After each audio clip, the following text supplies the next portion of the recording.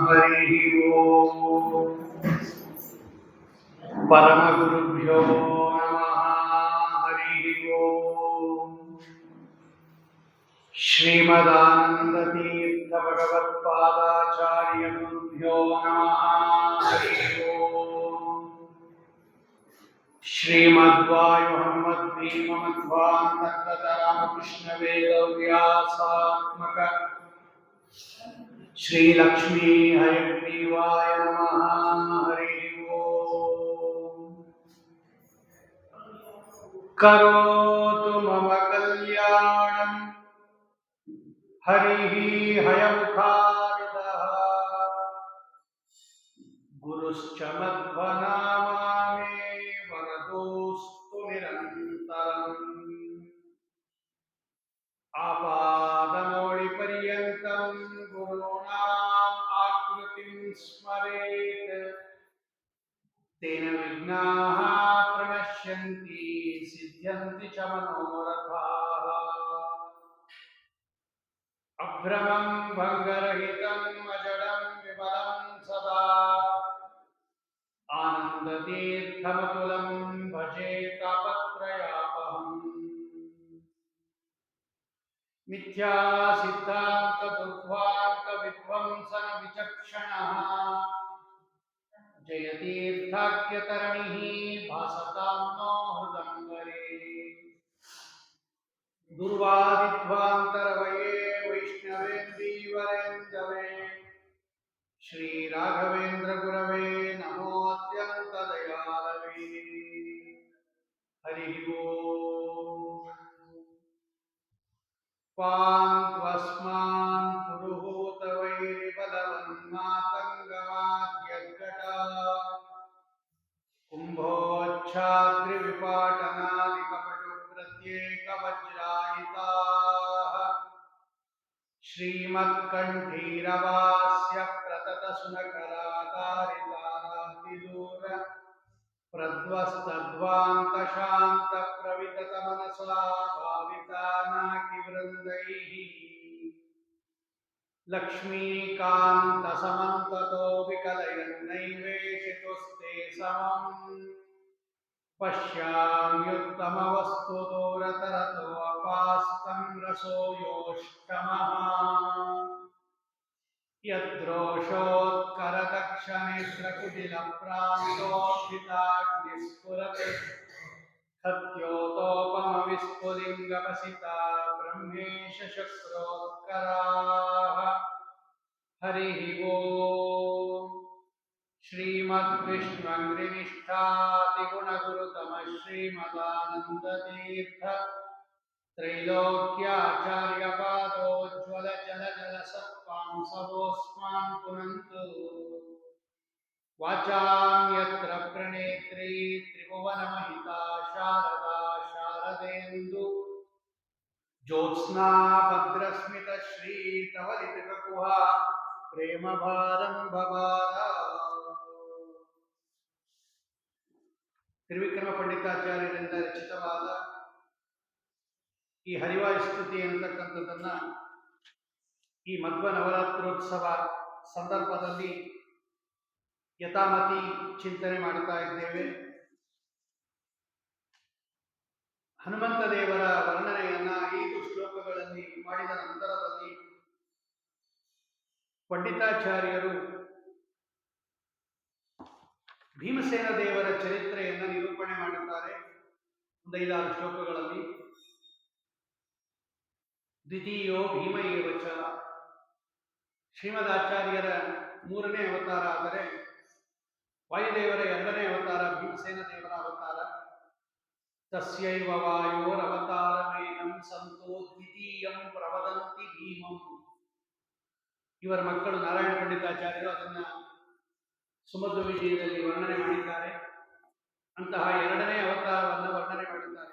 ಜಗ್ನೇ ನಿಘ್ನೇನ ವಿಘ್ನೋ ಬಹುಲ ಬಲ ಬಕಧ್ವಂಸನಾದ್ಯೇನ ಶೋಚತ್ ವಿಪ್ರಾನುಕ್ರೋಶಪಾಶೈರಸುವಿಧೃತ ಸುಖಸ್ಯೇಕಚಕ್ರಾಜನಾನಾಂ. ತಸ್ಮೈ ತೇ ದೇವಕುರ್ಮಃ ಗುರುಕುಲಪತಯೇ ಕರ್ಮಣ ಚ ಪ್ರಣಾಮ ಕಿರ್ಮೀರಂ ದುರ್ಮತೀನಾಂ ಪ್ರಥಮಮತ ಚಯೋ ನರ್ಮಣ ನಿರ್ಮಮಾತ. ಭೀಮಸೇನ ದೇವರು ಮಾಡಿರತಕ್ಕಂತಹ ಅಸಾಧಾರಣವಾಗಿರ್ತಕ್ಕಂತಹ ಕಾರ್ಯಗಳೇನು ಅಂದರೆ ಈ ದುರ್ಜನರನ್ನೆಲ್ಲ ಸಂಹಾರ ಮಾಡಿದ್ದಾರೆ. ಯಾರ್ಯಾರು ದುಷ್ಟರು ಅಂತ ಇದ್ದರು, ಯಾರ್ಯಾರು ಉತ್ಕೃಷ್ಟವಾಗಿರ್ತಕ್ಕಂತಹ ಭಗವದ್ವೇಷಿಗಳಾಗಿದ್ದರು, ಯಾರ್ಯಾರು ಸಜ್ಜನರಿಗೆ ತೊಂದರೆ ಕೊಡ್ತಾ ಇದ್ದರು, ಇವರೆಲ್ಲರನ್ನೂ ಕೂಡ ಸಂಹಾರ ಮಾಡಿದ್ದಾರೆ.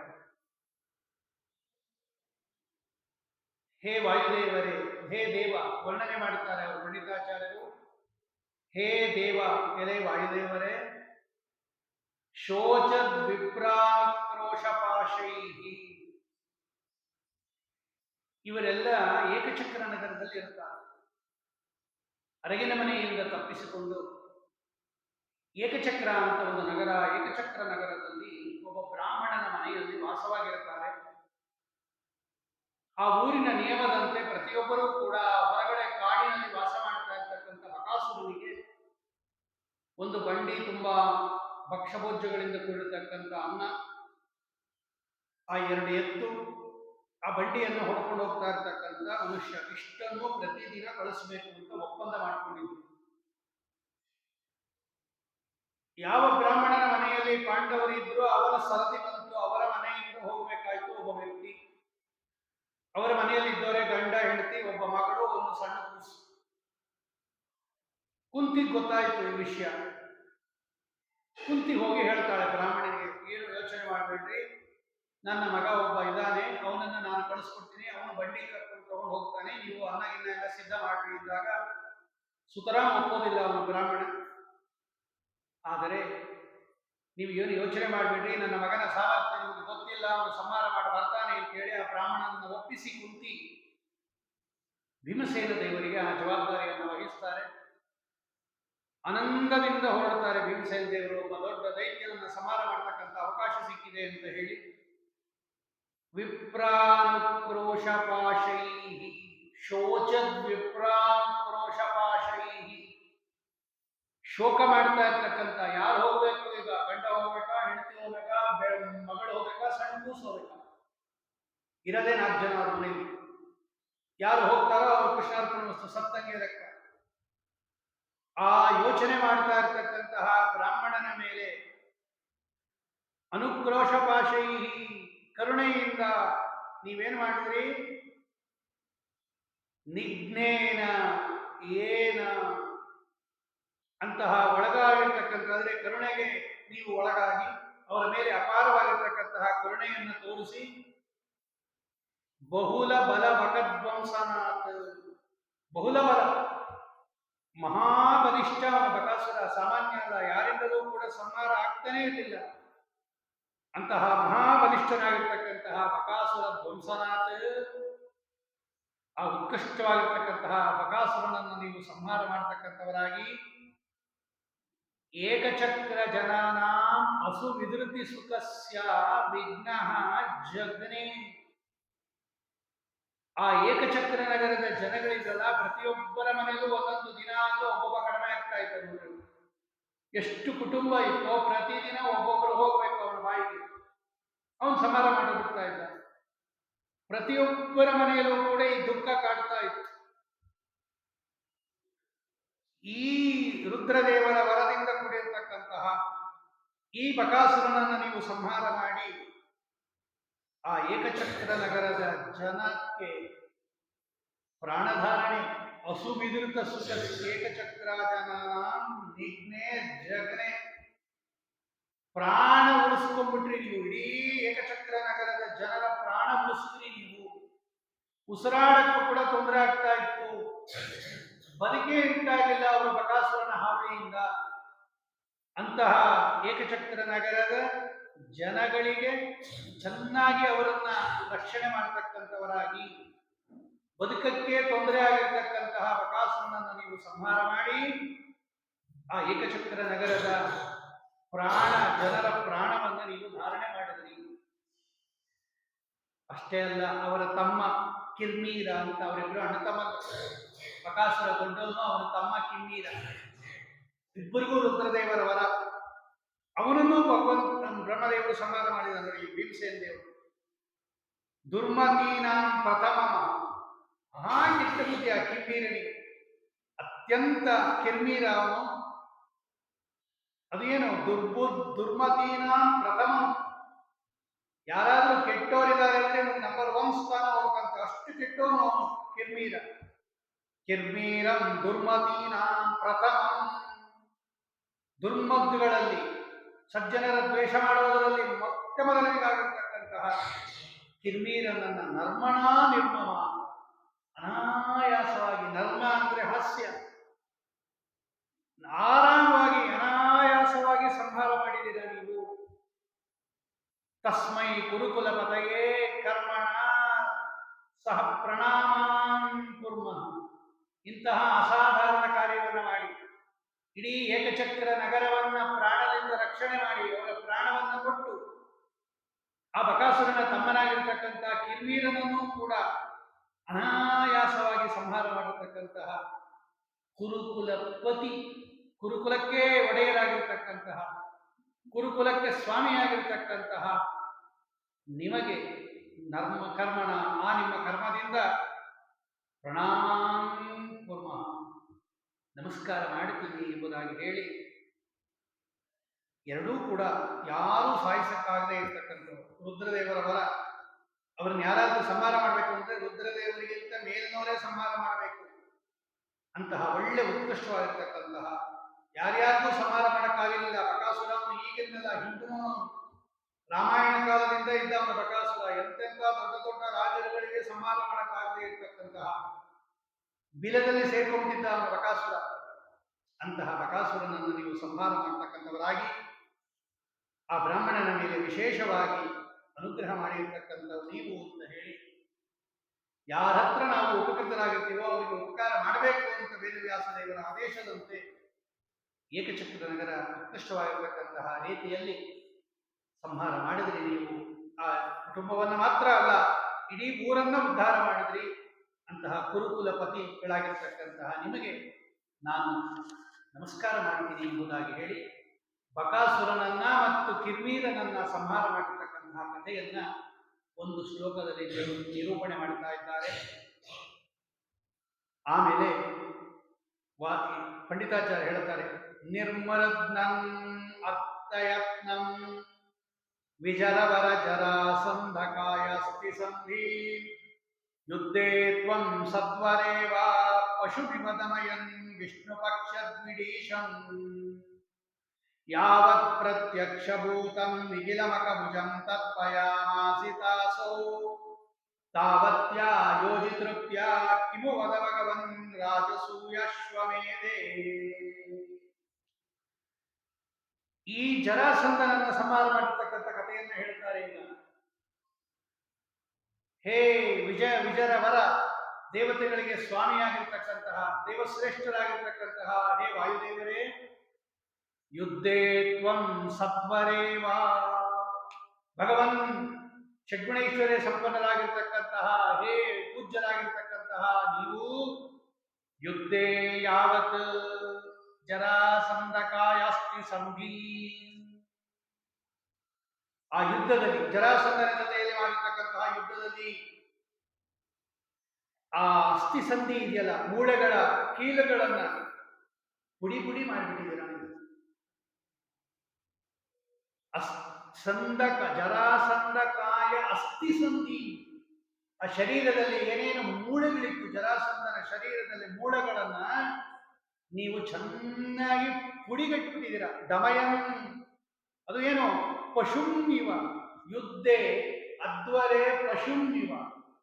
ಹೇಗೆ ಯಜ್ಞದಲ್ಲಿ ಪಶುವನ್ನ ಬಲಿ ಕೊಡ್ತಾರೋ, ಯಜ್ಞದಲ್ಲಿ ಪಶುವನ್ನ ಹೇಗೆ ಸಂಹಾರ ಮಾಡ್ತಾರೋ, ಬಲಿ ಕೊಡ್ತಾರೋ, ಹಾಗೆ ಈ ಒಂದು ಯುದ್ಧವನ್ನೂ ಕೂಡ ನೀವು ಕೃಷ್ಣ ಪರಮಾತ್ಮನ ಪ್ರೀತಿಗಾಗಿ ಮಾಡಿದ ಯುದ್ಧ, ಯಜ್ಞ ಅಂತ ಭಾವಿಸಿ ಆ ಯಜ್ಞದಲ್ಲಿ ಬಲಿಪಶುವಾಗಿ ಈ ಜರಾಸಂಧನನ್ನ ಸಂಹಾರ ಮಾಡಿದ್ದೀರ. ಅಲ್ಲೇ ಪ್ರತ್ಯಕ್ಷನಾಗಿದ್ದ ಭಗವಂತ. ಅವನೆಂಥವನು ಜರಾಸಂಧ? ವಿಷ್ಣು ಪಕ್ಷ ದ್ವಿಡೀಶಂ. ಯಾರ್ಯಾರು ಭಗವಂತನನ್ನು ದ್ವೇಷ ಮಾಡ್ತಾ ಇದ್ರು ಅವರಲ್ಲಿ ಅಗ್ರಗಣ್ಯ ಅವನ ಜರಾಸಂಧ. ವಿಷ್ಣು ದ್ವೇಷಿಗಳಿಗೆ ಒಡೆಯನಾಗಿರ್ತಕ್ಕಂತಹ, ವಿಷ್ಣು ದ್ವೇಷಿಗಳಿಗೆ ಅತ್ಯಂತ ಒಡೆಯನಾಗಿರ್ತಕ್ಕಂತಹ ಅವನನ್ನ ದಮಯನ್ ಸಂಹಾರ ಮಾಡ್ತಕ್ಕಂಥವರಾಗಿ ಅತಿ ಅಯತ್ನನ್, ಏನು ನಿರಾಯಾಸವಾಗಿ ಕೊಂಡಿದ್ದಾರೆ ನೋಡಿ ಜರಾಸಂಧನನ್ನು. ಕಿನ್ಮೀರನನ್ನ ಆಯಾಸ ಇಲ್ಲದೆ ಕೊಂಡಿದ್ದಾರೆ. ಸಂಜೀವಿನ ಪರ್ವತ ನಾವು ನಿನ್ನೆ ನೋಡಿದ್ವಿ, ಆಯಾಸವಿಲ್ಲದೆ ತಂದಿದ್ದಾರೆ. ಜರಾಸಂಧ ಏನು ಸಾಮಾನ್ಯ ಅಲ್ಲ. ಅವನಿಗೆ ರುದ್ರದೇವರ ವರ, ಬ್ರಹ್ಮದೇವರ ವರ, ದೂರ್ವಾಸನ ವರ, ಚಂಡಕೌಶಿಕ ಅಂತಕ್ಕಂಥ ಅವರ ವರ, ಇಷ್ಟು ವರಾರಿ ಅವನಿಗೆ. ಮಹಾದೈತ್ಯ, ವಿಪ್ರಚಿತ್ತಿ. ಅವನನ್ನ ಅತಿ ಅಯತ್ನಂ ನಿರ್ಮರತ್ನಂ ಅಯತ್ನಂ. ಅಯತ್ನ ಅಂದ್ರೆ ಪ್ರಯತ್ನ ಇಲ್ಲದೇನೆ, ಏನು ಪ್ರಯತ್ನ ಇಲ್ಲದೇನೆ ಅನಾಯಾಸವಾಗಿ ಅವನನ್ನ ದಮಯನ್ ಸಂಹಾರ ಮಾಡತಕ್ಕಂಥವರಾಗಿ. ಅದು ಏನೋ ಮೂಳೆಗಳನ್ನ ಮುರಿದು ಬಿಟ್ಟಿದ್ದೀರಾ ಅವನನ್ನು. ನಿರ್ಮೃದ್ನನ್ ಅಂದ್ರೆ ಪುಡಿ ಮಾಡುವುದು ಅಂತ ಅರ್ಥ. ಒಂದೊಂದು ದೇಹದ ಎಲುಬುಗಳನ್ನು ಕೂಡ ಪುಡಿ ಮಾಡತಕ್ಕಂಥವರಾಗಿ, ಯುದ್ಧದಲ್ಲಿ ಅವನನ್ನು ಸಂಹಾರ ಮಾಡತಕ್ಕಂಥವರಾಗಿ. ಪ್ರತ್ಯಕ್ಷಭೂತಂ ನಿಖಿಲಮಖಭುಜಂ ತತ್ಪಯಾಮಾಸಿತಾಸೌ. ಅಲ್ಲೇ ಪ್ರತ್ಯಕ್ಷವಾಗಿ ಇರ್ತಕ್ಕಂತಹ, ಯಾವಾಗಲೂ ಪ್ರತ್ಯಕ್ಷರಾಗಿರ್ತಕ್ಕಂತಹ ನಿಖಿಲ ಮಖಭುಜಂ, ಸಕಲ ಯಜ್ಞದವನ್ನ ಭೋಗ ಮಾಡತಕ್ಕಂತಹ ಶ್ರೀಹರಿಯನ್ನ ತರ್ಪಯಾಮಾಸ, ತೃಪ್ತಿಪಡಿಸಿದ್ರಿ ನೀವು.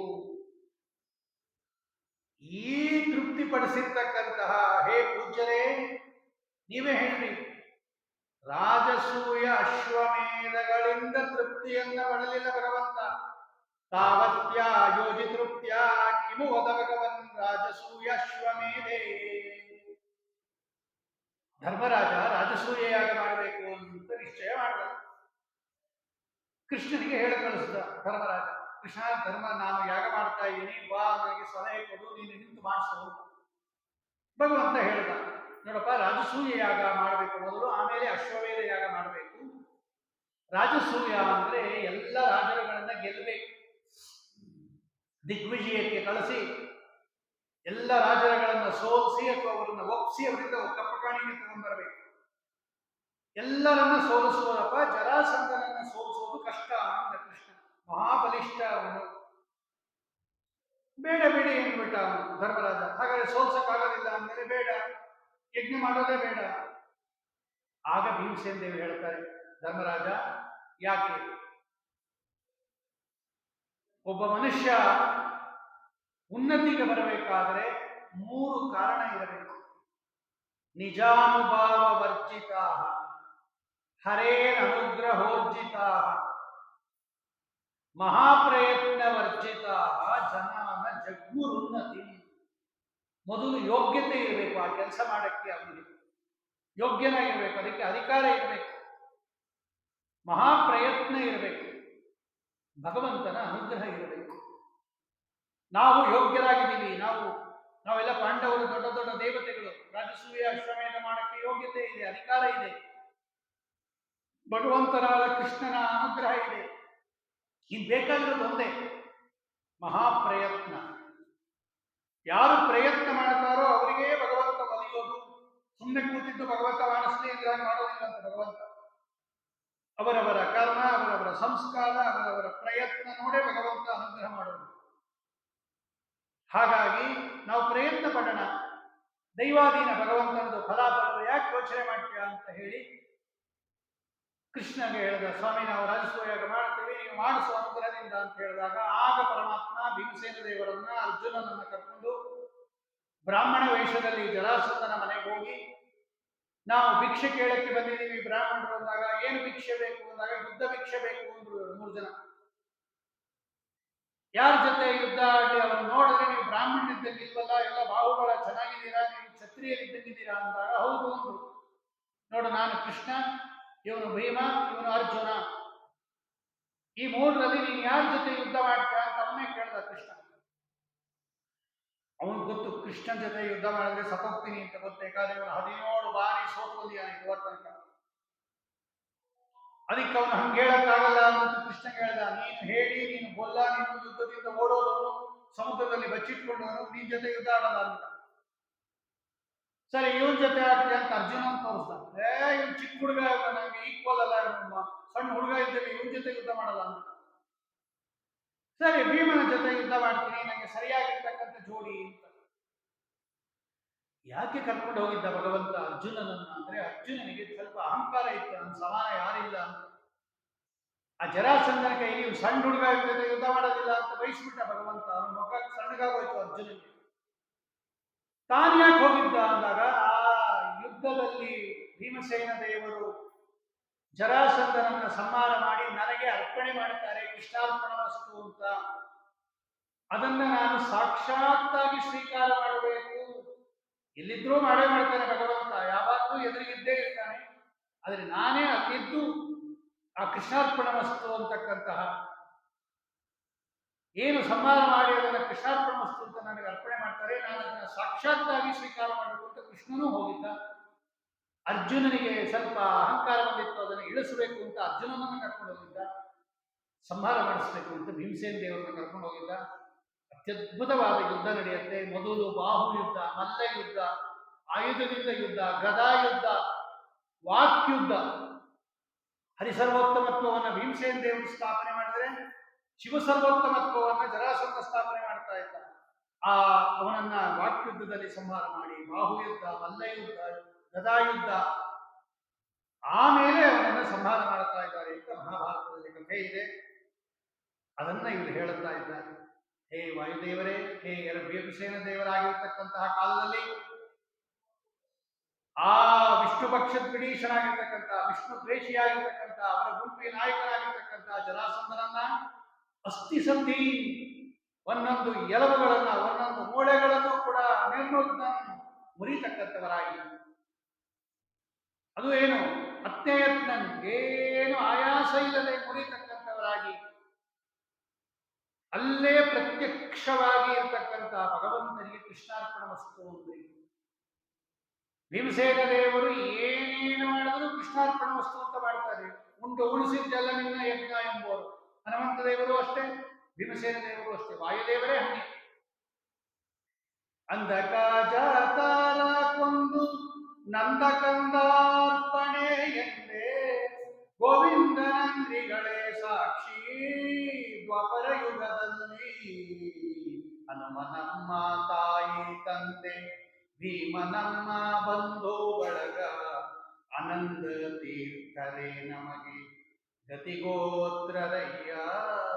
ನಂದಕಂದಾರ್ಪಣೆ ಎಂದೇ ಕೃಷ್ಣಾರ್ಪಣ ವಸ್ತು ಅಂತ ಹೇಳಿದ್ರೆ ನೀವು ಒಂದೊಂದು ಯುದ್ಧವನ್ನು ಕೂಡ ಅಧ್ವರ ಯಜ್ಞ ಅಂತ ಭಾವಿಸಿ, ಆ ಯಜ್ಞದಲ್ಲಿ ಈ ವ್ಯಕ್ತಿಯನ್ನ ಬಲಿಪಶುವನ್ನಾಗಿ, ಪಶುವನ್ನು ಬಲಿ ಕೊಡುವ ಹಾಗೆ ಕೊಡ್ತೀನಿ ಅಂತ ಹೇಳಿ, ನಿಮ್ಮ ಅನುಸಂಧಾನ ಏನು, ನಿಮ್ಮ ಶಕ್ತಿ ಏನು, ನಿಮ್ಮ ಜ್ಞಾನ ಏನು, ಅದನ್ನು ಸ್ವೀಕಾರ ಮಾಡಕ್ಕೆ ಭಗವಂತ ಪ್ರತ್ಯಕ್ಷನಾಗಿ ಅಲ್ಲೇ ಇದ್ದು ದೊಡ್ಡ ಕೆಲಸ ಮಾಡುವಾಗ ಹೇಗೆ ತಗೋತಾರೋ ಹಾಗೆ ಅಲ್ಲೇ ಪ್ರತ್ಯಕ್ಷವಾಗಿ ಇರ್ತಕ್ಕಂಥ ಯಾವ ಪ್ರತ್ಯಕ್ಷಭೂತಂ ನಿಖಿಲಮಕ ಭುಜಂ ತರ್ಪಯಾಮಾಸಿತಾಸೋ. ಆಗ ಭಗವಂತ ಎಷ್ಟು ತೃಪ್ತಿ ಪಟ್ಟನೋ, ಎಷ್ಟು ಸಂತೋಷ ಪಟ್ಟನೋ, ಅಷ್ಟು ತೃಪ್ತಿಯನ್ನ ನಿಮ್ಮಣ್ಣ ಮಾಡಿದ ರಾಜಸೂಯ ಅಶ್ವಮೇಧ ಯಾಗದಿಂದ ತೃಪ್ತಿ ಪಡಲಿಲ್ಲ ಅಂತಾರೆ ಪಂಡಿತಾಚಾರ್ಯ. ಇಡೀ ಜಗತ್ತಿಗೆ ದುಷ್ಟರಾಗಿರ್ತಕ್ಕಂತಹ, ದೈತ್ಯರಾಗಿರ್ತಕ್ಕಂತಹ, ಸಜ್ಜನರಿಗೆ ತೊಂದರೆ ಕೊಡ್ತಾ ಇರ್ತಕ್ಕಂತಹ ಜರಾಸಂಧನನ್ನು ನೀವು ಸಂಹಾರ ಮಾಡಿ ಕೃಷ್ಣಾರ್ಪಣ ವಸ್ತು ಅಂದಾಗ ಅಲ್ಲೇ ಪ್ರತ್ಯಕ್ಷನಾಗಿದ್ದ ಕೃಷ್ಣ ಎಷ್ಟು ಸಂತುಷ್ಟನಾದನೋ, ಎಷ್ಟು ಪ್ರೀತನಾದನೋ, ಅಷ್ಟು ಪ್ರೀತಿ ಕಿಮುವದ ಭಗವನ್ ರಾಜಸೂಯಾಶ್ವಮೇಧೆ ತಾವತ್ಯಾಯೋಜಿತೃತ್ಯ ಕಿಮುವದ ಭಗವನ್. ನೀವೇ ಹೇಳ್ರಿ, ನಿಮ್ಮ ಅಣ್ಣ ಮಾಡಿರ್ತಕ್ಕಂಥ ರಾಜಸೂಯ ಅಶ್ವಮೇಧ ಯಾಗದಿಂದ ಭಗವಂತ ಪ್ರೀತನಾದನೋ, ಅಥವಾ ನೀವು ಜರಾಸಂಧನನ್ನ ಸಂಹಾರ ಮಾಡಿ ಕೃಷ್ಣಾರ್ಪಣ ವಸ್ತು ಅನ್ನಲ್ಲ ಆಗ ಪ್ರೀತನಾದನು, ನೀವೇ ಹೇಳ್ರಿ. ಅಂದ್ರೆ ಸಜ್ಜನರನ್ನ ರಕ್ಷಣೆ ಮಾಡೋದು, ದುಷ್ಟರನ್ನ ಸಂಹಾರ ಮಾಡೋದು ಭಗವಂತನಿಗೆ ಅತ್ಯಂತ ಪ್ರೀತಿಕರವಾಗಿರ್ತಕ್ಕಂಥದ್ದು. ಅಂತಹ ಶ್ರೇಷ್ಠವಾಗಿರ್ತಕ್ಕಂತಹ ಭಗವಂತನ ಪ್ರೀತಿಗೋಸ್ಕರವಾಗಿ ಈ ಎಲ್ಲ ಕಾರ್ಯಕ್ರಮಗಳು ಮಾಡ್ತಾರೆ ಅಂತ ಭೀಮಸೇನ ದೇವರ ಒಂದೊಂದೂ ಕೂಡ ಇವರೆಲ್ಲ ನೋಡಿ. ಬಕಾಸುರ ಆಯಿತು, ಕಿರ್ಮೀರ ಆಯಿತು, ಜರಾಸಂಧ ಆಯಿತು. ಇವರೆಲ್ಲ ಆವಾಗ ಆ ಕಾಲಕ್ಕೆ ಮಹಾಬಲಿಷ್ಠರಾಗಿರ್ತಕ್ಕಂಥವ್ರು.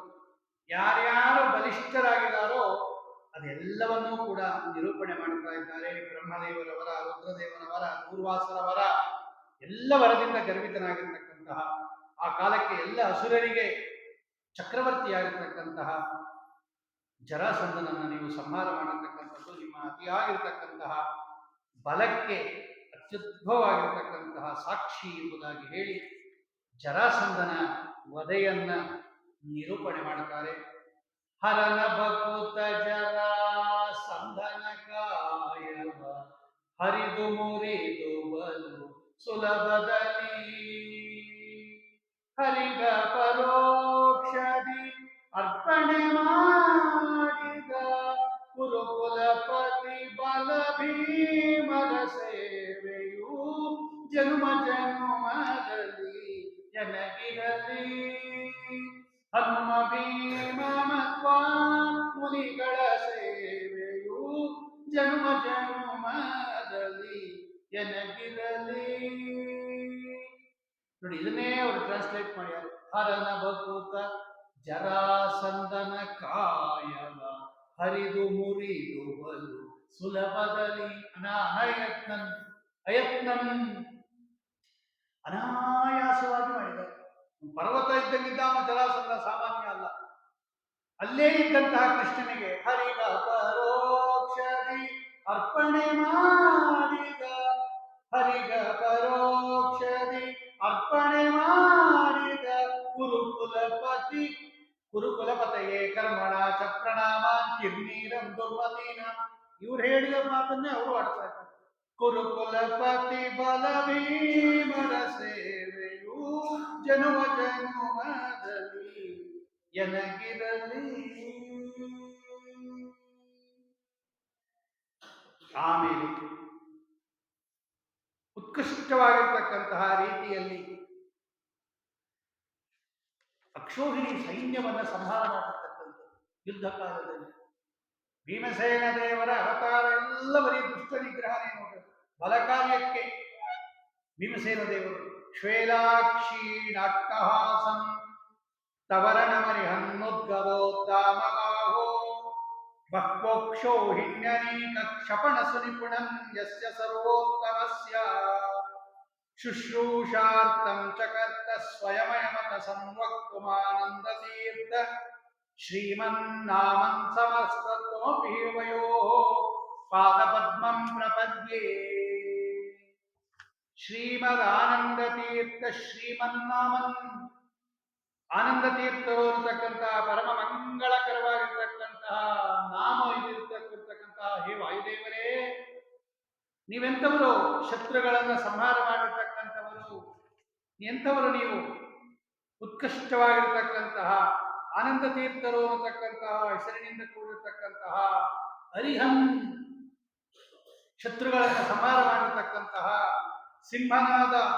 ಒಂದು ಸಲ ಜೋರಾಗಿ ಗರ್ಜನೆ ಮಾಡಿದರೆ ಎದೆ ಸೀಳೋಗ್ಬಿಡ್ಬೇಕು ಅಂತಹ ಉತ್ಕೃಷ್ಟವಾಗಿರ್ತಕ್ಕಂತಹ ಅಟ್ಟಹಾಸಂ, ಶ್ವೇಲಾಕ್ಷಿ ಅಟ್ಟಹಾಸಂ ಅಂತಹ ಶ್ರೇಷ್ಠರಾಗಿರ್ತಕ್ಕಂತಹ ಸಿಂಹನಾದದಿಂದ ಕೂಡಿರ್ತಕ್ಕಂತಹ ಅಟ್ಟಹಾಸದಿಂದ ಕೂಡಿರ್ತಕ್ಕಂತಹ ನೀವು ಏನು ಮಾಡಿದ್ರಿ? ನೀವು ಆ ಉತ್ಕೃಷ್ಟವಾಗಿರ್ತಕ್ಕಂತಹ ಗದೆ ಅದು. ಆ ನಿಮ್ಮ ಗದೆ ನೀವೊಬ್ಬರೇ ಎತ್ತಕ್ಕೆ ಸಾಧ್ಯ. ಭೀಮಸೇನ ದೇವರ ಗದೆಯನ್ನು ಇನ್ನೊಬ್ಬರು ಮುಟ್ಟಕ್ಕೆ ಸಾಧ್ಯ ಇಲ್ಲ. ಅದು ಉದ್ಗದೋದ್ದಾಮಬಾಹೋ, ಆ ಎತ್ತಿರ್ತಕ್ಕಂತಹ ಗದೆಯನ್ನ ಎಳೆದಿರ್ತಕ್ಕಂತಹ ಎತ್ತಿದ ಕೈಯಿಂದ ಆ ಶ್ರೇಷ್ಠವಾದ ಬಂಗಾರದ ಅಂಗದಿಂದ ಕಡಗದಿಂದ ಕೂಡಿರ್ತಕ್ಕಂತಹ ನಿಮ್ಮ ಕೈಯಿಂದ ಎತ್ತಿ, ಅದು ಏನು ಅನೇಕ ಅಕ್ಷೋಹಿಣಿ, 11 ಅಕ್ಷೋಹಿಣಿಯಲ್ಲಿ 6-7 ಅಕ್ಷೋಹಿಣಿ ಭೀಮಸೇನ ದೇವರೇ ಕೊಂದಿರೋದು. ಅಂತಹ ಬಹ್ವಕ್ಷೋಹಿಣ್ಯನೀಕ ಕ್ಷಪಣ ಸುನಿಪುಣಂ, ಅತ್ಯಂತ ಸಮರ್ಥರಾಗಿರ್ತಕ್ಕಂಥವ್ರು. ಎಷ್ಟು ಸಂಹಾರ ಮಾಡಿದ್ದೀರಾ ನೀವು ಭೀಮಸೇನ ದೇವರೇ ಆ ಯುದ್ಧದಲ್ಲಿ. ಚಕರ್ತ, ಚೆನ್ನಾಗಿ ಅದನ್ನ ಮಾಡಿದ್ದೀರಾ. ಅದನ್ನ ಸಂವಕ್ತುಂ ಸ್ವಯಂ ಅಯಂ ಶ್ರೀ ಹರಿ ಇದಾನಲ್ಲ, ಅವನು ನಮ್ಮ ಕೈಲಾಗೋದಿಲ್ಲ. ಏನು ಭಗವಂತನ ಸೇವೆಯನ್ನು ಮಾಡಿದ್ರೆ ನೀವು ಅಕ್ಷೋಹಿಣಿ ಸೈನ್ಯವನ್ನು ಸಂಹಾರ ಮಾಡಿ ಅದನ್ನ ವರ್ಣನೆ ಮಾಡೋದಕ್ಕೆ ನಾವು ಸಮರ್ಥರಲ್ಲ. ತ್ವಂ ಸಹ ಸಮರ್ಥ, ನೀವು. ಅಯಂ ತ್ವಂ ನಾವು ವರ್ಣನೆ ಮಾಡೋಕ್ಕಾಗಲ್ಲ. ಬೇಕಾದ್ರೆ ಭಗವಂತ ವರ್ಣನೆ ಮಾಡ್ಬೋದು ಅಥವಾ ನೀವು ವರ್ಣನೆ ಮಾಡ್ಬೋದೇ ಹೊತ್ತು ನಮ್ಮ ಕೈಲಿ ವರ್ಣನೆ ಮಾಡೋಕ್ಕಾಗೋದಿಲ್ಲ. ಆದ್ದರಿಂದ ಯುವಯೋ ಪಾದ ಪದ್ಮಂ ಪ್ರಪದ್ಯೆ, ನಿಮ್ಮಿಬ್ಬರ ಪಾದಗಳಿಗೂ ನಾನು ನಮಸ್ಕಾರ ಮಾಡುತ್ತೀನಿ. ನಿಮ್ಮಲ್ಲಿ ನಿಂತು ಆ ಕೆಲಸವನ್ನು ಮಾಡತಕ್ಕಂತಹ ಭಗವಂತನಿಗೆ, ಅವನ ಅನುಗ್ರಹವನ್ನು ಉತ್ಕೃಷ್ಟವಾಗಿರ್ತಕ್ಕಂತಹ ರೀತಿಯಲ್ಲಿ ಪಡೆದಿರ್ತಕ್ಕಂತಹ ನಿಮಗೆ ಇಬ್ಬರಿಗೂ ನಾನು ನಮಸ್ಕಾರ ಮಾಡ್ತೀನಿ. ಮಹಾಭಾರತದಲ್ಲಿ ಒಳ್ಳೆ ಉತ್ಕೃಷ್ಟವಾಗಿರ್ತಕ್ಕಂತಹ ರೀತಿಯಲ್ಲಿ ಅಕ್ಷೋಹಿಣಿ ಗಟ್ಟಲೆ ಸೈನ್ಯವನ್ನು ಸಂಹಾರ ಮಾಡಿರ್ತಕ್ಕಂತಹ ನಿಮಗೆ ನಾನು ನಮಸ್ಕಾರ ಮಾಡ್ತೀನಿ ಎಂಬುದಾಗಿ ಹೇಳಿ, ಉತ್ಕೃಷ್ಟವಾಗಿರ್ತಕ್ಕಂತಹ ಭೀಮಸೇನ ದೇವರು ಕುರುಕ್ಷೇತ್ರದ ಯುದ್ಧದಲ್ಲಿ ಕೌರವರ ಅಕ್ಷೋಹಿಣಿ ಗಟ್ಟಲೆ, ಏನದು ಅಕ್ಷೋಹಿಣಿ ಅಂತ ಹೇಳಿದ್ರೆ ಅವರು ವರ್ಣನೆ ಮಾಡ್ತಾರೆ. ಅವರು 21,000 ಆನೆಗಳು, 21,000 ರಥಗಳು, 65,000 ಕುದುರೆಗಳು, 1,19,000 ಪದಾತಿಗಳು. ಇಷ್ಟು ಸೇರಿದ್ರೆ ಒಂದು ಅಕ್ಷೋಹಿಣಿ ಆಗುತ್ತಂತೆ. ಆನೆ, ಕುದುರೆ, ರಥ, ಕಾಲಾಳು, ಚತುರಂಗ ಸೈನ್ಯ ಅಂತ ಕರೀತಾರೆ. ಅದರ ಲೆಕ್ಕನೇ ಇದೆ, ಮಹಾಭಾರತದಲ್ಲೇ ಕೊಡ್ತಾರೆ. 21,870 ಆನೆಗಳು, 21,870 ರಥಗಳು, 65,610 ಕುದುರೆಗಳು, 1,19,550 ಕಾಲಾಳುಗಳು, ಪದಾತಿಗಳು. ಇಷ್ಟು ಸೇರಿದ್ರೆ ಒಂದು ಅಕ್ಷೋಹಿಣಿ ಅಂತ ಕರೀತಾರೆ. ಇಂತಹ 11 ಅಕ್ಷೋಹಿಣಿ ಸೈನ್ಯ, ಅದರಲ್ಲಿ ಹೆಚ್ಚಿನ ಭಾಗವನ್ನ ಭೀಮಸೇನ ದೇವರು ಸಂಹಾರ ಮಾಡಿರ್ತಕ್ಕಂಥದ್ದು ಅದು ಸಾಮಾನ್ಯ ಅಲ್ಲ. ಅಂತಹ ಅಕ್ಷೋಹಿಣಿ ಗಟ್ಲೆ ಉತ್ಕೃಷ್ಟವಾಗಿರ್ತಕ್ಕಂತಹ ಸೈನ್ಯವನ್ನು ಸಂಹಾರ ಮಾಡಿ ಭಗವಂತನ ಸೇವೆಯನ್ನ ಮಾಡಿದ್ರಲ್ಲ ನೀವು, ಅದನ್ನ ವರ್ಣನೆ ಮಾಡಕ್ಕೆ ನಮ್ಮ ಕೈಲಾಗೋದಿಲ್ಲ ಅಂತ ಈ ಪಂಡಿತಾಚಾರ್ಯರು ಭೀಮಸೇನ ದೇವರ ಮಹಿಮೆಯನ್ನು ನಿರೂಪಣೆ ಮಾಡತಕ್ಕಂಥವರಾಗಿ ವಾದಿರಾಜ ಸ್ವಾಮಿಗಳು ತಮ್ಮ ಮಧ್ವರಾಯರನ್ನ ಕುರಿತು ಮಾಡಿರ್ತಕ್ಕಂತಹ ಶ್ಲೋಕದಲ್ಲಿ ಅವರು ವರ್ಣನೆ ಮಾಡುತ್ತಾರೆ. ಮಧ್ವಾಷ್ಟಕ ಅಂತ ಒಂದು ವಾದಿರಾಜ ಸ್ವಾಮಿಗಳಿಂದ ರಚಿತವಾಗಿರತಕ್ಕಂತಹ ಮಧ್ವರಾಯರನ್ನು ಕುರಿತು ಮಾಡಿರ್ತಕ್ಕಂತಹ 8 ಶ್ಲೋಕಗಳನ್ನು ಮಧ್ವಾಷ್ಟಕ ಅಂತ ಕರೀತಾರೆ. ಅದರಲ್ಲಿ ಇವರೆಲ್ಲರ ಸಂಹಾರ ಒಂದು ಸಲ ಆಗಿದೆ ಅಂತ ತಿಳ್ಕೊಂಡ್ಬಿಡ್ಬೇಡ್ರಿ. ಇವರೆಲ್ಲ ಒಳಗಡೆ ಎಲ್ಲರೂ ನಮ್ಮಲ್ಲೇ ಇರ್ತಾರೆ. ಭೀಮಸೇನ ದೇವರು ಸಂಹಾರ ಮಾಡಿರ್ತಕ್ಕಂಥವರಲ್ಲಿ ಮುಖ್ಯರಾಗಿರ್ತಕ್ಕಂಥವರು ಯಾರು ಅಂದರೆ ಕೀಚಕ, ಆಮೇಲೆ ದುಶ್ಯಾಸನ, ಆಮೇಲೆ ದುರ್ಯೋಧನ, ಮಣಿಮಂತ, ಬಕ, ಇವರು, ಆಮೇಲೆ ಈ ಜರಾಸಂಧ, ಇವರೆಲ್ಲ ಇವರು 6 ಜನ ಪ್ರತಿಷ್ಠಿತವಾಗಿರ್ತಕ್ಕಂಥವರು. ಇವರು ಬೇಕಾದಷ್ಟು ಜನ ಸಂಹಾರ ಮಾಡಿದ್ರು ಭೀಮಸೇನ ದೇವರು. ಅದರಲ್ಲಿ ಮುಖ್ಯರಾದವರು ಇವರು 6 ಜನ: ಕೀಚಕ, ದುಶ್ಯಾಸನ, ದುರ್ಯೋಧನ, ಮಣಿಮಂತ, ಬಕ, ಆಮೇಲೆ ಜರಾಸಂಧ. ಈ 6 ಜನ ಈ ಕಾಮಕ್ರೋಧಾದಿಗಳಿಗೆ ಅಭಿಮಾನಿ ದೈತ್ಯರು. ಇವರೆಲ್ಲ ಬರೀ ದೈತ್ಯರಲ್ಲ. ಕಾಮಕ್ಕೆ ಅಭಿಮಾನಿ ಕೀಚಕ, ಕ್ರೋಧಕ್ಕೆ ಅಭಿಮಾನಿ ದುಶ್ಯಾಸನ, ಮದಕ್ಕೆ ಅಭಿಮಾನಿ ದುರ್ಯೋಧನ, ಲೋಭಕ್ಕೆ ಕಾಮ, ಕ್ರೋಧ, ಲೋಭಕ್ಕೆ ಅಭಿಮಾನಿ ದುರ್ಯೋಧನ, ಮೋಹ ಇವನೇ ಮಣಿಮಂತ, ಮದಕ್ಕೆ ಅಭಿಮಾನಿ ಬಕಾಸುರ, ಮತ್ಸರಕ್ಕೆ ಅಭಿಮಾನಿ ಜರಾಸಂಧ. ಇವರೆಲ್ಲ ದೈತ್ಯರು. ಈ 6 ಅರಿಷಡ್ ವರ್ಗಗಳು ಒಬ್ಬೊಬ್ಬ ಇವರ ಕಂಟ್ರೋಲ್ ಇರುತ್ತೆ. ಕಾಮಿ ಕೀಚಕ, ಕಾಮಿ ಏನ ಹಿ ಕೀಚಕೋ ವಿನಿಹಿತಃ, ಕ್ರೋಧೀ ಚ ದುಶ್ಯಾಸನಃ, ಸ್ತಬ್ಧೋ ಲುಬ್ಧ ಸುಯೋಧನಶ್ಚ ಮಣಿಮಾನ್ ಮುಗ್ಧೋ ಮದಾಂಧೋ ಬಕಃ, ಕೃಷ್ಣೇರ್ಷಾಭಿವತಶ್ಚ ಮಾಗಧಪತಿ ಷಡ್ವೈರಿ ವರ್ಗಾತ್ ಸದಾ ಸತ್ವಂ ಭೀಮ ಗುಣಾಭಿರಾಮದಯ ದಾಸಂ ಹಿ ಮಾಂಪಾಲಯ ಅಂತ ವಾದಿರಾಜ ಸ್ವಾಮಿಗಳು ಒಂದು ಶ್ಲೋಕ ಮಾಡಿದ್ದಾರೆ.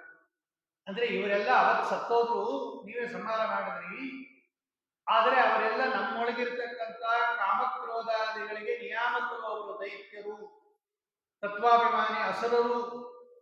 ನಮ್ಮ ಈ ಎಲ್ಲ ಅರಿಷಡ್ ವರ್ಗಗಳು ಅವರಿಂದಲೇ ಇರೋದು.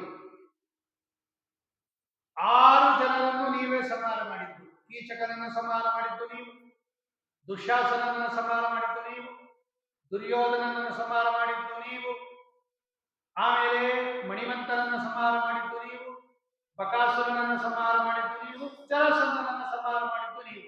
ಕಾಮ ಕ್ರೋಧ ಲೋಭ ಮೋಹ ಮದ ಮತ್ಸರ. ಈಗ ನಮ್ಮ ಒಳಗೂ ಇರ್ತಕ್ಕಂತಹ ಕಾಮಕ್ರೋಧಾದಿಗಳನ್ನೇನಾದರೂ ನಾಶ ಮಾಡಬೇಕಾದರೆ ಈ ಭೀಮಸೇನ ದೇವರನ್ನ ಕರ್ಕೊಂಡ್ಬರ್ಬೇಕು ನಾವು. ಇವರು ಭೀಮಸೇನ ದೇವರಿಗೆ, ಕೃಷ್ಣನಿಗೆ, ಇಬ್ಬರಿಗೆ ಮಾತ್ರ ಹೆದರ್ಕೋಬಹುದು. ಹಾಗಾಗಿ ಯಾರು ಭೀಮಸೇನ ದೇವರನ್ನು ಪ್ರತಿನಿತ್ಯ ತಮ್ಮ ಹೃದಯದಲ್ಲಿ ಇಟ್ಟುಕೊಂಡು ಆರಾಧನೆ ಮಾಡ್ತಾರೆ, ಯಾರು ಅವರನ್ನು ಚಿಂತನೆ ಮಾಡ್ತಾರೆ, ಇವರಿಗೆ ಈ ಅರಿಷಡ್ ವರ್ಗದ ಕಾಟ ಇರೋದಿಲ್ಲ. ಅವರು ಇವರನ್ನ ಸಂಹಾರ ಮಾಡಿಬಿಡ್ತಾರೆ ಭೀಮಸೇನ ದೇವರು. ಅಂತಹ ನಿಮ್ಮ ದಾಸನಾದ ನನ್ನನ್ನ ಈ ಅರಿಷಡ್ ವರ್ಗಗಳಿಂದ ರಕ್ಷಣೆ ಮಾಡಲಿ ಅಂತ ವಾದಿರಾಜ ಸ್ವಾಮಿಗಳು ತಮ್ಮ ಮಧ್ವಾಷ್ಟಕದಲ್ಲಿ ವರ್ಣನೆ ಮಾಡ್ತಾರೆ. ಹಾಗಾಗಿ ಸದಾ ಭೀಮಸೇನ ದೇವರ ಸ್ಮರಣೆಯನ್ನ ಮಾಡ್ತಾ ಇರಬೇಕು ಅನ್ನೋ ಚಿಂತನೆಯನ್ನ ವಾದಿರಾಜ ಸ್ವಾಮಿಗಳು ಕೊಡ್ತಾರೆ.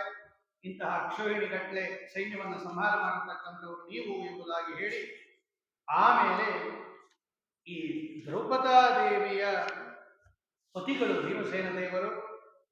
ಈ ಸಂದರ್ಭದಲ್ಲಿ ನಿಮ್ಮ ಪತ್ನಿಯಾಗಿರ್ತಕ್ಕಂತಹ ಒಳ್ಳೆ ಉತ್ಕೃಷ್ಟವಾಗಿರ್ತಕ್ಕಂತಹ ಭಾರತೀ ದೇವಿಯ ಅನುಗ್ರಹವನ್ನು ನಮಗೆ ಕೊಡಿಸ್ರಿ ಅಂತ ವರ್ಣನೆ ಮಾಡುತ್ತಾರೆ. ಅವರ ಪತ್ನಿ ಭಾರತೀ ದೇವಿ ಅನುಗ್ರಹನೂ ಇರಬೇಕು ನಮಗೆ. ದೃಶ್ಯಂತೀಂ ಹೃದ್ರಹಮ್ಮ ಧೃತಮನಿಲವಲಾದ್ರಾವಯಂತೀಮವಿದ್ಯಾ ನಿದ್ರಾಂ ವಿದ್ರಾವ್ಯ ಸತ್ಯೋ ರಚನ ಪಟುಮತಾ ಪಾದ್ಯ ವಿದ್ಯಾ ಸಮುದ್ರ ವಾಗ್ದೇವಿ ಸಾಸು ವಿದ್ಯಾ ದ್ರವಿಣದ ವಿನಿತಾ ದ್ರೌಪದಿ ರುದ್ರಪತ್ನ್ಯಾ ದುದ್ರಿಕ್ತಾ ದ್ರಾಗಭದ್ರ ದ್ರಹಯತು ದಯತಾ ಪೂರ್ವ ಭೀಮಾಜ್ಞಯಾತೆ. ನಿಮ್ಮ ಪತ್ನಿ ಅನುಗ್ರಹವನ್ನು ಮಾಡಿಸ್ರಿ ಹೇ ವಾಯುದೇವರೇ. ವಿದ್ಯಾ ಸಮುದ್ರ ಅಂತ ವರ್ಣನೆ ಮಾಡ್ತಾರೆ ನೋಡ್ರಿ ಅವ್ರಿಗೆ. ಪಾದ್ಯ ವಿದ್ಯಾ ಸಮುದ್ರ, ಸಕಲ ವಿದ್ಯೆಗಳಿಗೆ ಸಾಗರದಂತೆ ಇರತಕ್ಕಂತಹ ಹೇ ವಿದ್ಯಾ ಸಮುದ್ರರೇ. ಸುವಿದ್ಯಾ ದ್ರವಿಣದ, ನಮಗೂ ಕೊಡ್ತಾರಂತೆ ಒಳ್ಳೆ ವಿದ್ಯೆಯನ್ನ, ಅದೇ ಸಂಪತ್ತು. ವೇದಾಂತ ವಿದ್ಯಾ ಅಂತಕ್ಕಂಥ, ಅಧ್ಯಾತ್ಮ ವಿದ್ಯಾ ಅಂತಕ್ಕಂಥ ಸಂಪತ್ತನ್ನ ಭಕ್ತರಿಗೆ ಕೊಡ್ತಕ್ಕಂತಹ ಪೂರ್ವ ಭೀಮ, ಹಿಂದೆ ಭೀಮಸೇನರಾಗಿದ್ದ ಹೇ ಅನಿಲ, ಹೇ ವಾಯುದೇವರೇ, ನೀವು ನಿಮ್ಮ ಆಜ್ಞೆಯಿಂದ ವಿದಿತ ದಯಿತ, ನಿಮ್ಮ ಆಜ್ಞಾನುಸಾರವಾಗಿ ನಡೆಯತಕ್ಕಂತಹ, ನಿಮ್ಮ ವಿಖ್ಯಾತಳಾಗಿರ್ತಕ್ಕಂತಹ ನಿಮ್ಮ ಪತ್ನಿಯಾಗಿರ್ತಕ್ಕಂತಹ ಏನು ಭಾರತೀ ದೇವಿ ಇದ್ದಾಳೆ, ರುದ್ರಪತ್ನ್ಯಾದುದ್ರಿಕ್ತ, ರುದ್ರದೇವರ ಮಡದಿಯಾಗಿರ್ತಕ್ಕಂತಹ ಪಾರ್ವತಿ, ಶಚಿ ಮತ್ತು ಈ ಉತ್ಕೃಷ್ಟವಾಗಿರ್ತಕ್ಕಂಥ ಉಷಾದೇವಿ, ಇವರೆಲ್ಲರಿಂದಲೂ ಕೂಡ, ಈ ಶ್ಯಾಮಲಾದೇವಿ, ಇವರೆಲ್ಲರಿಗಿಂತಲೂ ಕೂಡ ಶ್ರೇಷ್ಠಳಾಗಿರ್ತಕ್ಕಂತಹ ವಾಗ್ದೇವಿ ಸಾ ದ್ರೌಪದಿ, ವಾಕ್ಗೆ ಅಭಿಮಾನಿಯಾಗಿರ್ತಕ್ಕಂತಹ ಭಾರತೀ ದೇವಿಯ ಅವತಾರ ಪುತ್ರಳಾಗಿರ್ತಕ್ಕಂತಹ ದ್ರೌಪದಿ ದೇವಿ ಏನಿದ್ದಾಳೆ, ಮಾಂ ದ್ರಾವಯಂತಿ ಹೃದ್ಗೃಹಂ ಮಾಂ ದೃಶ್ಯಂತಿ ಅವಿದ್ಯಾನಿದ್ರಾಂ, ನನ್ನ ಹೃದಯದಲ್ಲಿರ್ತಕ್ಕಂತಹ ಭಗವಂತನಿಂದ ನಮ್ಮನ್ನು ದೂರ ಮಾಡತಕ್ಕಂತಹ, ನಮ್ಮ ಹೃದಯದಲ್ಲಿ ನಮ್ಮನ್ನು ಸೆಳೀತಾ ಇರ್ತಕ್ಕಂತಹ ಅವಿದ್ಯಾನಿದ್ರಾಂ, ಅವಿದ್ಯಾ ಅನ್ನತಕ್ಕಂಥ ಅಜ್ಞಾನ ಅನ್ನತಕ್ಕಂಥದ್ದನ್ನ ಧೃತಂ ಮಾಂ ಸತ್ಯೋ ರಚನಪಟುಂ, ಆ ಅವಿದ್ಯಾ ಅಜ್ಞಾನ ಅನ್ನತಕ್ಕಂಥದ್ದನ್ನು ಹೋಗಲಾಡಿಸ್ಲಿ.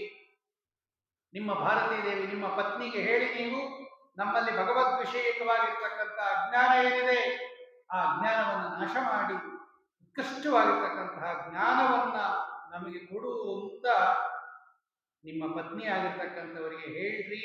ನೀವು ಕೂಡ ಅವಳಿಗೆ ಹೇಳಿ ನನ್ನ ಅಜ್ಞಾನವನ್ನ ಪಾರು ಮಾಡ್ರಿ ಎಂಬುದಾಗಿ ಹೇಳಿ, ಒಳ್ಳೆ ಉತ್ಕೃಷ್ಟವಾಗಿರ್ತಕ್ಕಂತಹ ಅಂದ್ರೇನು, ಲಕ್ಷ್ಮೀದೇವಿಯ ಜೊತೆಯಲ್ಲಿ ಪರಮಾತ್ಮನ ಜೊತೆಯಲ್ಲಿ ಹೇಗೆ ಲಕ್ಷ್ಮೀದೇವಿಯನ್ನ ನಾವು ಆರಾಧನೆ ಮಾಡಬೇಕೋ ಹಂಗೆ ಭಾರತೀ ಪತಿಗಳಾಗಿರ್ತಕ್ಕಂತಹ ವಾಯುದೇವರ ಜೊತೆಯಲ್ಲಿ ಭಾರತೀಯನ್ನೂ ಕೂಡ ಸ್ತೋತ್ರ ಮಾಡಬೇಕು. ಒಬ್ಬೊಬ್ಬ ದೇವತೆಯನ್ನೇ ಹೆಣ್ಣು ದೇವತೆಯನ್ನ ಪ್ರತ್ಯಕ್ಷವಾಗಿ ಮಾಡತಕ್ಕಂಥದ್ದು ಸರಿ ಇಲ್ಲ ನಮ್ಮಲ್ಲಿ.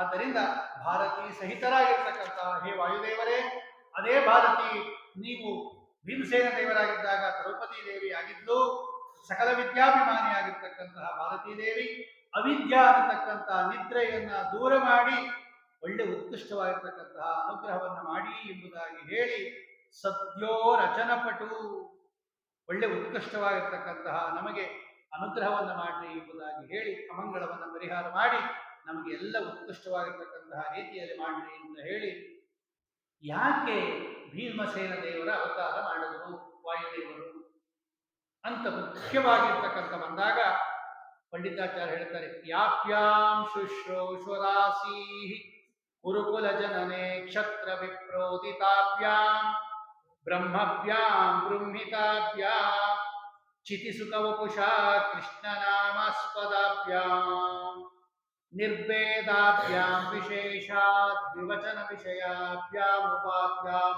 ಅಮೂಭ್ಯಾಂ ತುಭ್ಯಂ ಚ ಕ್ಷೇಮದೇಭ್ಯಃ ಸರಸಿಜ ವಿಲಸಲ್ಲೋಚನೇಭ್ಯೋ ನಮೋಸ್ತು. ಸರಸಿಜ ವಿಲಸ ಕಮಲದಂತೆ ವಿಸ್ತಾರವಾಗಿರ್ತಕ್ಕಂತಹ ನಿಮ್ಮೆಲ್ಲರಿಗೂ ನಾನು ನಮಸ್ಕಾರ ಮಾಡ್ತೀನಿ ಅಂತಾರೆ ಪಂಡಿತಾಚಾರ್ಯ. ಒಂದು ಕೃಷ್ಣನಿಗೆ, ಒಂದು ವೇದವ್ಯಾಸ ದೇವರಿಗೆ ಮತ್ತು ಅವರ ಸೇವೆಗಾಗಿ ಬಂದಿರತಕ್ಕಂಥ ನಿಮಗೆ ತುಭ್ಯಂಚ ಕ್ಷೇಮದೇಭ್ಯ ಸರಸಿಜ ವಿಲಸಲ್ಲೋಚನೇಭ್ಯ ನಮೋಸ್ತು. ನಿಮ್ಮಿಂದ ಆರಾಧಿತವಾಗಿರ್ತಕ್ಕಂತಹ ಎರಡು ಭಗವದ್ ರೂಪಗಳು, ಒಂದು ಕೃಷ್ಣ, ಒಂದು ವೇದವ್ಯಾಸ. ಒಂದು ಯಾದವ ಕೃಷ್ಣ, ಒಂದು ವಾಸಿಷ್ಠ ಕೃಷ್ಣ. ಎರಡು ಕೃಷ್ಣ.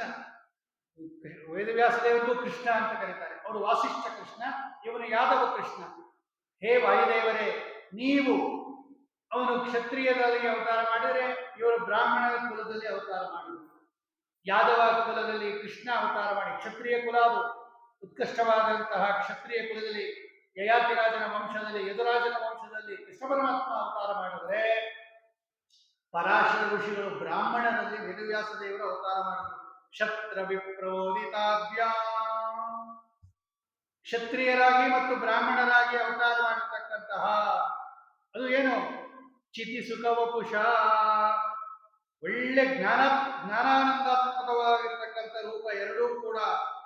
ಆಮೇಲೆ ಅದು ನಿರ್ಭೇದಾಭ್ಯಾಂ, ಕೃಷ್ಣ ಬೇರೆ ಅಲ್ಲ, ವೇದವ್ಯಾಸ ದೇವರು ಬೇರೆ ಅಲ್ಲ ಅಂತಹ ಎರಡು ರೂಪಗಳಿಗೆ ಅದೇನದು ಪರಬ್ರಹ್ಮ ಸ್ವರೂಪರಾಗಿರ್ತಕ್ಕಂಥ ಕೃಷ್ಣ ನಾಮಾಸ್ಪದಾಭ್ಯಾಂ, ಎರಡೂ ಕೃಷ್ಣ ಅನ್ನತಕ್ಕಂತಹ ಹೆಸರಿನಿಂದ ಕೂಡಿರ್ತಕ್ಕಂತಹ ಶ್ರೀಕೃಷ್ಣ ಶ್ರೀ ವೇದವ್ಯಾಸ ದೇವರ ಸೇವೆಯನ್ನ ಮಾಡಕ್ಕೋಸ್ಕರ ಗುರುಕುಲ ಜನನೇ ದೊಡ್ಡ ಸೇವಾ. ಆ ಇಬ್ಬರು ಎರಡು ರೂಪ ಇದೆ ಭಗವಂತನದು ಆ ಕಾಲದಲ್ಲಿ. ಆ ಎರಡೂ ರೂಪಗಳನ್ನು ನಾನು ಸೇವೆ ಮಾಡಬೇಕು ಅಂತ ಹೇಳಿ ಮತ್ತೊಮ್ಮೆ ಭೀಮಸೇನ ದೇವರು ಬಂದದ್ದು. ಯಾವತ್ತೂ ಭೀಮಸೇನ ದೇವರು ಅವತಾರ ಮಾಡುವುದು ಭಗವಂತನ ಸೇವೆಗೆ, ಆಮೇಲೆ ಭಗವಂತನ ಆಜ್ಞೆಯಂತೆ ಈ ಸಮಾರಾಧನೆ ಮಾಡ್ತಾರೆ ಹೊರತು ಮುಖ್ಯವಾದ ಉದ್ದೇಶ ಭಗವಂತನ ಸೇವೆಗಾಗಿ ಬಂದವರು ಅವರು. ಎರಡು ರೂಪದಿಂದ ಭಗವಂತ ಇದ್ದ ಆ ಕಾಲಕ್ಕೆ. ಕೃಷ್ಣ ರೂಪದಿಂದ ಇದ್ದ, ವೇದವ್ಯಾಸ ರೂಪದಿಂದ ಇದ್ದ. ಯಾಭ್ಯಾಂ ಶುಶ್ರೂಷುರಾಸೀತ್, ಯಾವ ಎರಡು ರೂಪಗಳ ಸೇವೆಗಾಗಿ ನೀವು ಕುರುಕುಲ ಜನನೇ ಆಸೀತ್, ಉತ್ಕೃಷ್ಟವಾಗಿರ್ತಕ್ಕಂತಹ ಕುರುಕುಲ ಅಂದ್ರೆ ಬ್ರಾಹ್ಮಣ ಕುಲ ಅಂದ್ರೆ ಕುರುವಂಶದಲ್ಲಿ ನೀವು ಅವತಾರ ಮಾಡಿದ್ರಿ. ಅಂತಹ ನಿಮಗೆ ಆ ಎರಡು ರೂಪಗಳ ಕೃಷ್ಣ ಮತ್ತು ವೇದವ್ಯಾಸ ರೂಪಗಳಿಗೆ ನಾನು ನಮಸ್ಕಾರ ಮಾಡ್ತೀನಿ. ಇಲ್ಲಿ ಒಂದು ಶಾಸ್ತ್ರೀಯ ಪ್ರಮೇಯವನ್ನ ತೋರಿಸ್ತಾ ಇದ್ದಾರೆ ಅವರು. ಕ್ಷತ್ರ ವಿಪ್ರೋಭಿತಾಭ್ಯಾಂ ಬ್ರಹ್ಮಭ್ಯಾಂ ಬೃಂಹಿತಾಭ್ಯಾಂ, ಒಳ್ಳೆ ಗುಣಗಳಿಂದ ಕೂಡಿರ್ತಕ್ಕಂತಹ ಬೃಂಹಿತ, ಬ್ರಹ್ಮಭ್ಯಾಂ ಬೃಂಹಿತಾಭ್ಯಾಂ, ಇವರು ಸಾಕ್ಷಾತ್ ಸಕಲ ಗುಣ ಪರಿಪೂರ್ಣನಾದ ಭಗವಂತನೇ ಎರಡೂ ರೂಪಗಳು. ಚಿತಿಸುಖ ವಪುಷ, ಜ್ಞಾನಾನಂದಾತ್ಮಕವಾದ ಶರೀರ ಇಬ್ಬರಿಗೂ ಕೂಡ. ಕೃಷ್ಣ ನಾಮಾಸ್ಪದಾಭ್ಯ, ಇಬ್ಬರಿಗೂ ಕೃಷ್ಣ ಅಂತಾನೆ ಹೆಸರು. ಈಗಾಗಲೇ ನಾನು ಹೇಳಿದಂಗೆ ಒಬ್ಬ ವಾದವ ಕೃಷ್ಣ, ಒಬ್ಬ ವಾಸಿಷ್ಠ ಕೃಷ್ಣ. ಅಲ್ಲ, ಒಬ್ಬರೇ ಅಂತೀರಾ ನೀವು? ಇಲ್ಲಿ ದ್ವಿವಚನ ಯಾಕೆ ಆಡ್ತಾ ಇದ್ದೀರಾ ನೀವು? ಯಾಭ್ಯಾಂ ಯಾಭ್ಯಾಂ ಬ್ರಹ್ಮಭ್ಯಾಂ ಬೃಂಹಿತಾಭ್ಯಾಂ, ಹೀಗೆ ನೀವು ರಾಮ ರಾಮಾಭ್ಯಾಂ ಅಂತ ದ್ವಿವಚನ ಯಾಕೆ ಪ್ರಯೋಗ ಮಾಡ್ತಾ ಇದ್ದೀರಾ? ಒಬ್ಬನೇ ಭಗವಂತನಿಗೆ ದ್ವಿವಚನ ಪ್ರಯೋಗ ಮಾಡಬಾರ್ದಲ್ವಾ? ಈಗ ನೀವು ಕೃಷ್ಣನೂ ಪರನಾರಾಯಣ, ವೇದವ್ಯಾಸನೂ ನಾರಾಯಣ ಅಂದ ಮೇಲೆ ಅವರಿಬ್ರು ಒಂದೇ ಆಗಿಬಿಟ್ರೆ ದ್ವಿವಚನ ಕೂಡೋದಿಲ್ವಲ್ಲ? ನೀವು ದ್ವಿವಚನ ಪ್ರಯೋಗ ಮಾಡ್ತಾ ಇರೋದ್ರಿಂದ ಎರಡಿದೆ ಅಂತ ಅರ್ಥ ಆಯ್ತಲ್ಲ, ಹಾಗಾದ್ರೆ ಅವರೇ ಬೇರೆ ಇವರೇ ಬೇರೆ ಅಂತ ಆಯ್ತಲ್ಲ ಅಂತ ಪ್ರಶ್ನೆ ಬಂದಾಗ ಅವ್ರು ಹೇಳ್ತಾರೆ, ಶಾಸ್ತ್ರೀಯ ಪ್ರಮೇಯ ಅದು. ವಿಶೇಷಾತ್, ನಮ್ಮಲ್ಲಿ ವಿಶೇಷ ಅಂತ ಒಂದು ಗುಣವನ್ನು ಒಪ್ಪಿದೀವಿ ನಾವು, ಒಂದು ಪದಾರ್ಥವನ್ನ. ಈ ವಿಶೇಷ ಅನ್ನೋದು ಏನ್ ಮಾಡುತ್ತೆ ಅಂತ ಹೇಳಿದ್ರೆ, ಎಲ್ಲಿ ಎರಡು ವಸ್ತುಗಳಿಗೆ ಅಭೇದ ಇರುತ್ತೋ ಆ ಅಭೇದ ಇರುವ ಜಾಗದಲ್ಲಿ ಈ ಭೇದದ ಕೆಲಸಗಳನ್ನೆಲ್ಲ ಮಾಡುತ್ತೆ. ಇದಕ್ಕೆ ವಿಶೇಷ ಅಂತ ಕರೀತಾರೆ. ಹಾಗೆ ಯದ್ಯಪಿ ಕೃಷ್ಣ ಮತ್ತು ವೇದವ್ಯಾಸ ದೇವರು ಒಬ್ಬರೇ ಆದರೂ ಕೂಡ ವಿಶೇಷ ಬಲದಿಂದ ಅಲ್ಲಿ ಭೇದ ಕೂಡುತ್ತೆ, ಭೇದದ ಕೆಲಸ ಮಾಡುತ್ತೆ. ಅಭೇದ ಇರುವ ಕಡೆ ಭೇದದ ಕೆಲಸವನ್ನ ಮಾಡುತ್ತೆ. ಈಗ ನೋಡ್ರಿ, ರಾಮನ ಸೌಂದರ್ಯ ಅಂತೀವಿ ನಾವು, ರಾಮನ ರೂಪ, ರಾಮನ ಬಲ, ರಾಮನ ಶಕ್ತಿ. ರಾಮ ಬೇರೆ ಅಲ್ಲ, ಶಕ್ತಿ ಬೇರೆ ಅಲ್ಲ. ಭಗವಂತನಿಗೂ ಭಗವಂತನ ಗುಣಗಳಿಗೂ ಭೇದ ಇಲ್ಲ. ನಮ್ಮಲ್ಲಿರೋ ಅವನೇ, ಎರಡೂ ಅವನೇ, ರಾಮನೂ ಅವನೇ, ಶಕ್ತಿನೂ ಅವನೇ. ಹಾಗಾದ್ರೆ ರಾಮನ ಶಕ್ತಿ ಅಂತ ಯಾಕೆ ಕರೀತೀರಾ? ರಾಮಶಕ್ತಿ ಅಂತ ಕರೀರಿ. ರಾಮನೇ ಶಕ್ತಿ ಆದಮೇಲೆ ರಾಮನ ಶಕ್ತಿ ಅಂತ ಕರಿಬಾರದು. ಈ ರಾಮನ ಅನ್ನೋದು ಷಷ್ಠಿ ವಿಭಕ್ತಿ. ಅದು ಎಲ್ಲಿ ಷಷ್ಠಿ ಇರುತ್ತೋ ಅಲ್ಲಿ ಸಂಬಂಧಾರ್ಥದಲ್ಲಿ ಇರುತ್ತೆ.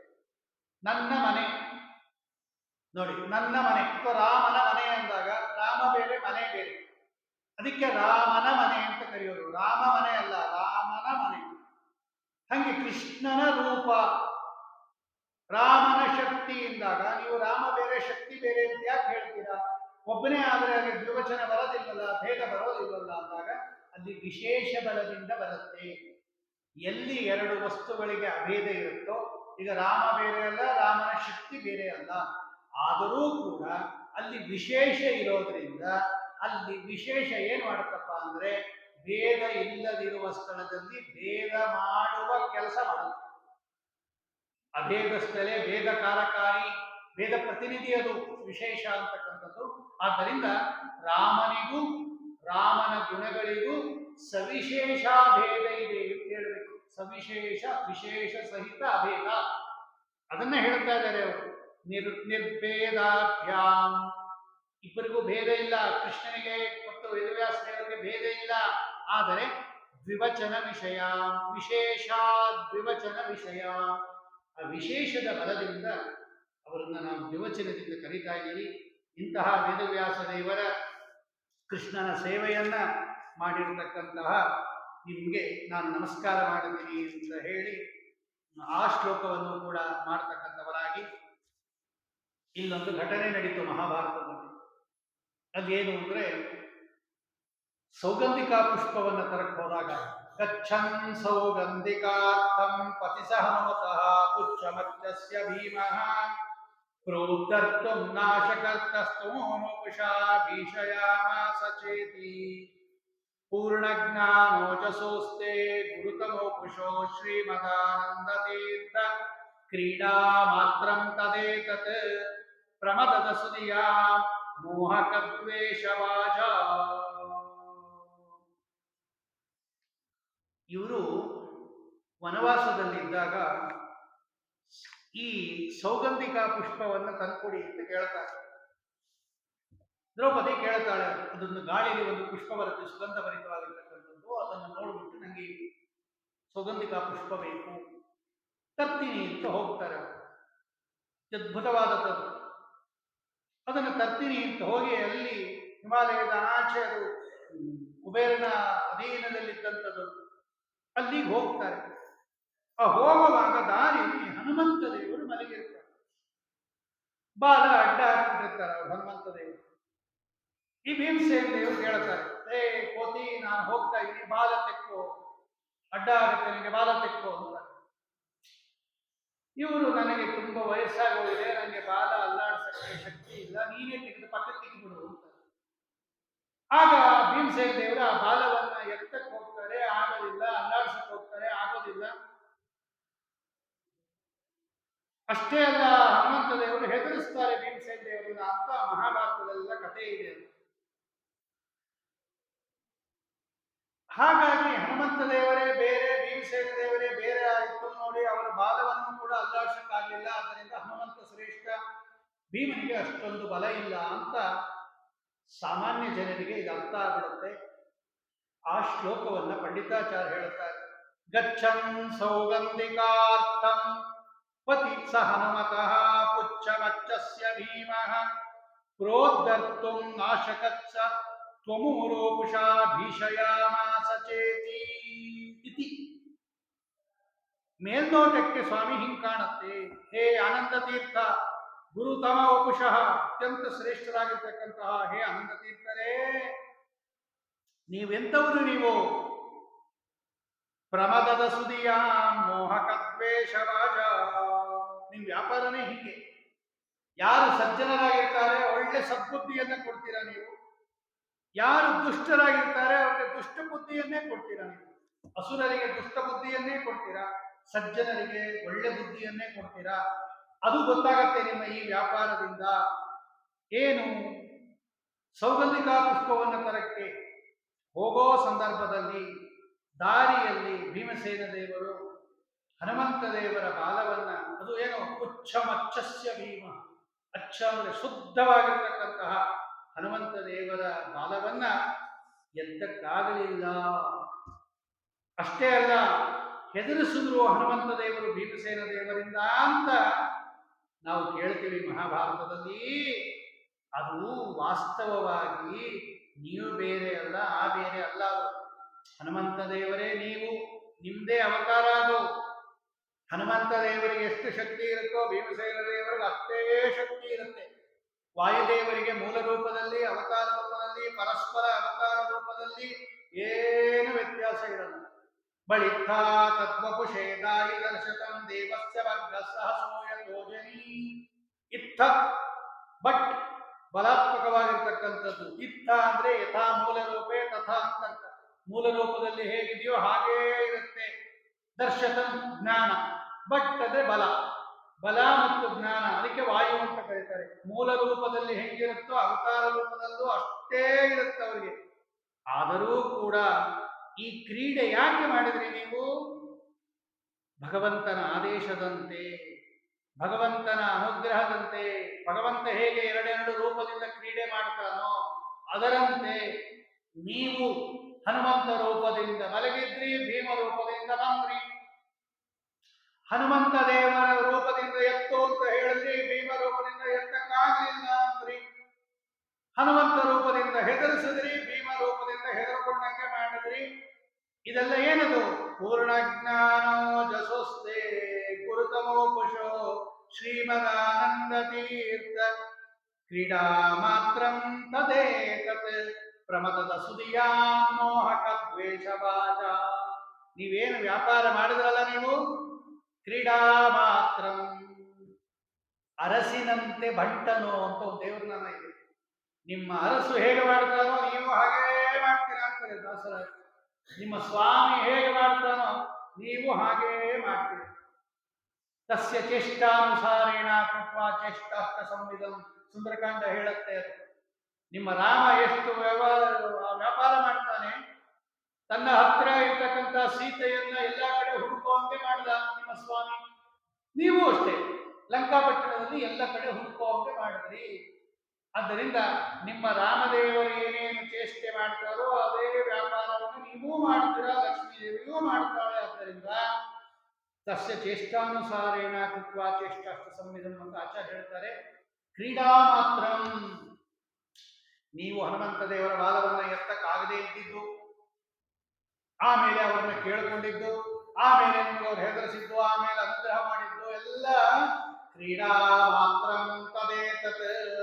ಏತತ್ ಕ್ರೀಡಾ ಮಾತ್ರಂ, ಕೇವಲ ಲೀಲೆ ಅದು. ಕೇವಲ ದುಷ್ಟರಿಗೆ ಕೆಟ್ಟ ಮೋಹವನ್ನ ಮಾಡಕ್ಕೋಸ್ಕರವಾಗಿ. ಅಂದ್ರೆ ಹನುಮಂತ ದೇವರೇ ಬೇರೆ, ಭೀಮಸೇನ ದೇವರೇ ಬೇರೆ. ಹನುಮಂತ ದೇವರಿಗೆ ಜಾಸ್ತಿ ಬಲ, ಭೀಮನಿಗೆ ಕಡಿಮೆ ಬಲ.